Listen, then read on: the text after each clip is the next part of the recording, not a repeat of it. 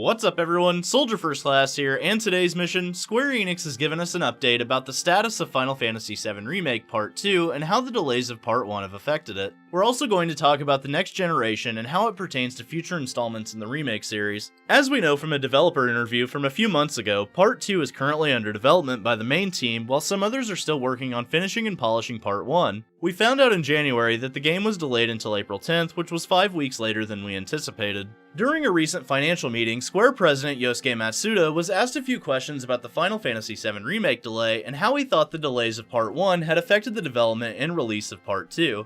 Matsuda simply had this to say: "No, it will not," which is honestly great to hear. I think a lot of people thought that the delays would pose a problem for us getting Part 2 in a timely manner, but it was only a little over a month delay. That's not enough time to derail an entire new game's development when Part 2's team is already working on it. This comes after statements by Kitase where he talked about development being more efficient for other parts than it was for the first one. While the delay was minor, it's worth noting that the new date pushes the earnings for the remake's first part into the next fiscal year. This is important to note because it impacts the company's profits and also their working budget. This will allow more money to be used for Part 2's production and development budget, especially since we're heading into the next generation and games will be more expensive to build. But that's not all that Matsuda had to say. He was asked about the next generation and what to expect when it comes to next generation releases. Matsuda states that there are no plans for next gen exclusives, meaning we should be seeing at least Part 2 on both the current and next gen hardware. This has been a major concern for several current system owners, and this answer should ease some fans' minds. It's been pretty much a foregone conclusion that Part 2 would be cross-generation capable, but it's nice to actually get confirmation, and he cited that it was due to backwards compatibility. Matsuda stated, "The next generation consoles will have backwards compatibility, so we plan for the time being to make our new titles available for both current and next generation consoles. It will therefore be somewhat farther down the road that we release titles exclusively for the next generation consoles." So there you have it, confirmation that Square Enix will put the second part of Final Fantasy VII Remake on both current and next gen systems.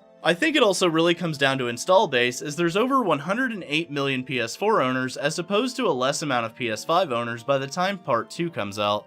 Overall, this was just a small update, but even with Part 1 looming, Square is still keeping fans informed when it comes to Part 2. The reassurance about the next generation is also a really nice update and provides some relief to those worried about immediately upgrading consoles. After all, a lot of people bought PS4s just for this game, and they don't want to feel like that purchase was wasted. Hopefully more news on Part 2 will start flowing later this year. So what do you think, soldiers? How do you feel about this update?